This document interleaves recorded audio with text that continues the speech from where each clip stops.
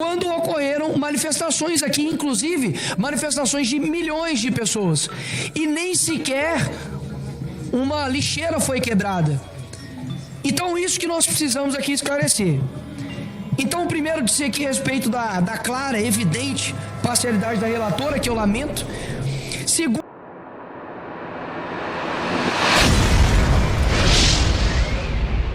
eu já enfrentei criminoso com fuzil e sei o que é trocar tiro com vagabundo, sei o que é perder um colega de trabalho, sei o que é ir no cemitério e ver a família de um policial chorando e vocês do Direitos Humanos não fazem nada. Deus, pátria, família e liberdade. Bom dia, coronel. Bom dia a todos que estão aqui. Eu gostaria de deixar alguns pontos aqui. Infelizmente, a testemunha não vai responder às perguntas. Preparei aqui diversas, que era para esclarecimento, né, dessa CPMI. Mas, de qualquer maneira, eu gostaria de deixar aqui alguns pontos elencados. Primeiro, há uma notícia aqui do dia 28/8/2023 que diz o seguinte: CPMI do dia 8 de janeiro não precisa ouvir Bolsonaro para indiciá-lo, diz relatora. A todo momento, assim como o senador Exalcir disse, há uma parcialidade muito grande de quem deveria ser a juíza, de quem deveria avaliar todos os fatos. Essa CPMI ela foi aberta para apurar tanto ações quanto também omissões. E as linhas investigativas, por mais divergentes que sejam, deve ter no mínimo uma lógica, deve ter no mínimo um embasamento de argumentos. A gente vê, por um lado, a oposição aqui compostas, né, por deputados majoritariamente aqui de direita, indo para uma linha onde você tanto quer ver as arbitrariedades jurídicas que aconteceram, tanto também com relação às omissões. Mas ainda assim, nós aprovamos diversos requerimentos e convocações que não diziam respeito a isso. Porque, afinal de contas, nós queremos investigar. Não uma investigação seletiva, uma investigação que blinda as pessoas, mas uma investigação que vai apurar os fatos. Agora, a relatora disse aqui anteriormente, se dirigindo, né, à polícia aqui do DF, abre aspas, ou é ineficiência demais, ou é não olhar o que estava acontecendo diante do Senhor. Você pode utilizar essa frase exatamente para o Flávio Dino, e ela encaixa como uma luva. Até mesmo porque, passa aí para mim, por gentileza, os tweets que eu separei do senhor Flávio Dino no dia 7/8/2023. Diz o seguinte: além de todas as forças federais disponíveis em Brasília e da atuação constitucional do governo do Distrito Federal, teremos nos próximos dias o auxílio da Força Nacional.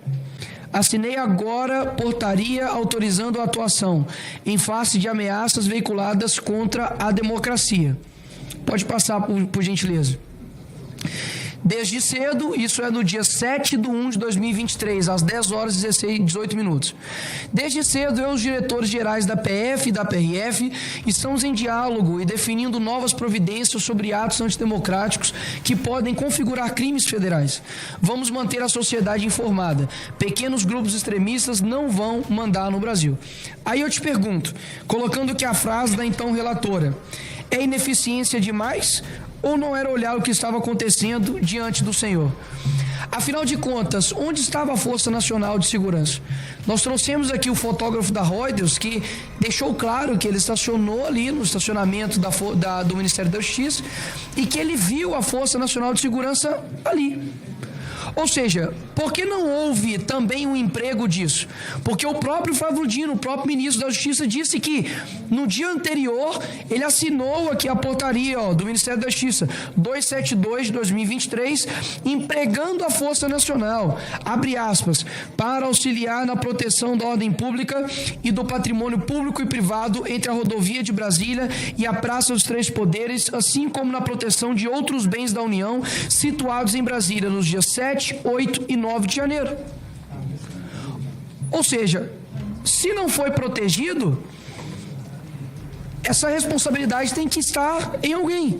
Agora, se aplicar a mesma régua que a relatora aplicou para a polícia do Distrito Federal, também vai ter que ser preso o G. Dias. E espero, inclusive, que a relatora tenha o mesmo tino a mesma gana que inquiriu os demais para poder também inquirir o G. Dias. Eu quero ver aqui das pessoas de esquerda, deputados, senadores, senadoras, a mesma gana, a mesma disposição em inquirir o G. Dias, que era responsável pelo Plano Escudo. Afinal de contas, se ele tivesse sido efetuado, como o senhor Anderson Torres disse aqui, só uma bomba, nas palavras dele, iria destruir o planejamento. E o grande responsável por esse Plano Escudo é o general Gonçalves Dias, que é o general instituído por Lula. Agora, quando nós vamos ligando os pontos, quando não se diz respeito, por exemplo, às câmeras do Ministério da Justiça, por que a base aqui do governo Lula, a base do Dino, que foi colocado aqui para poder defendê-lo e blindá-lo, por que não ficou indignado quando a totalidade das câmeras não foram enviadas?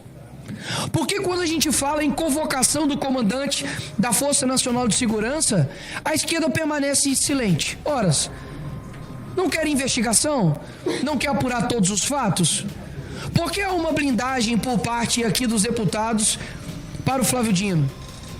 Por que não foi, por exemplo, chamado aqui o Capelli, que foi o interventor um dia após? Por que não é chamado aqui o Flávio Dino?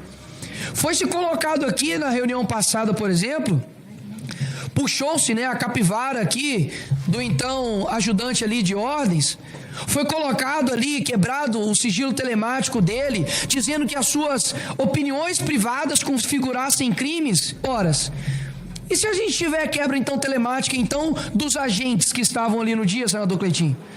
Se a gente tiver a quebra telemática do Flávio Dino, deputado Marco Feliciano, será que a gente vai encontrar ali alguma mensagem, alguma opinião, algo no que diz respeito a ajudar a nossa investigação aqui? Porque quanto a nós que estamos aqui, nós estamos transparentes. Inclusive nós deixamos à disposição aqui, quando foi, por exemplo, a quebra telemática do Bolsonaro, quando quiseram colocar a quebra telemática da Michelle Bolsonaro. Agora, essa é a nossa linha de investigação. A linha de investigação da esquerda, meus senhores, diz respeito a um suposto financiamento de venda de joias em que o presidente Bolsonaro e a sua cúpula estavam vendendo para o exterior ou afins para poder financiar os QGs. Qual vocês acham mais verossímil? Qual vocês acham que de fato está mais atrelado à realidade? Simples assim. Porque nós aqui como CPMI nós estamos colocando os nossos poderes em atuação. Por exemplo, eu acredito que ao não enviar as câmeras, a deixar claro de que não foram a sua totalidade que o Flávio Dino enviou, e se escusou ainda dizendo que ele só poderia intervir com autorização do governo, sendo que isso é mentira, porque nós temos aqui hoje o senador Moro, que anteriormente já foi também ministro da Justiça e que empregou a Força Nacional de Segurança quando ocorreram manifestações aqui, inclusive manifestações de milhões de pessoas, e nem sequer uma lixeira foi quebrada. Então isso que nós precisamos aqui esclarecer. Então, primeiro, dizer aqui a respeito da clara, evidente parcialidade da relatora, que eu lamento. Segundo, com relação às arbitrariedades jurídicas que foram feitas naquele dia. É engraçado, pessoal, de que o pessoal da esquerda, durante muito tempo, se apropriou da pauta direitos humanos. E eu não vi nenhum. Primeiro, que nem assinaram para poder abrir essa CPMI. Mas segundo, nenhum deles aqui deram um pio sequer com relação à investigação das arbitrariedades das pessoas que foram presas indevidamente. Você teve uma pessoa que foi presa que é um autista de grau nível 5, onde inclusive nós tivemos ali também um morador de rua sendo preso ali no balaio com todos os outros. Houve alguma nota de repúdio? Inclusive eu pergunto, onde está a OAB? Porque quando é bandido, quando é menino, que não tem responsabilidade pelos seus atos, de 16 anos, que cometeu latrocínio, horas, é uma vítima, é o meio que ele vive. Quando é essa pessoa, vem movimentos sociais, vem a OAB, vem instituições de fora, exteriores, vem todo o pessoal da esquerda se envolver com relação a isso. Mas quando diz respeito a pessoas que estavam aqui, e inclusive chegaram no dia após ao dia 8, ou chegaram à noite depois da quebradeira, daí, de fato, não tem compaixão, não há direitos humanos. Ou seja, nunca foi de fato pelos humanos. Sempre foi, na verdade, uma seletividade para quem eles querem usar como forma eleitoreira. Tudo aqui se significa isso. Até mesmo porque utilizam aqui os 10 minutos que têm aqui, não para poder investigar, não para poder inquirir, mas para poder fazer com que há um desgaste do opositor eleitoral, que no caso é Jair Bolsonaro. Então, assim, eu lamento hoje, gostaria muito de fazer perguntas para o senhor esclarecedoras, mas o senhor permanece no seu direito de silêncio, que é constitucional, mas aproveito aqui esse momento para deixar claro, tanto as omissões, quanto as arbitrariedades jurídicas que ocorreu, e quanto também a parcialidade infeliz que a gente está vendo aqui nessa CPMI, mas que acredito que a verdade irá prevalecer. Obrigado, presidente.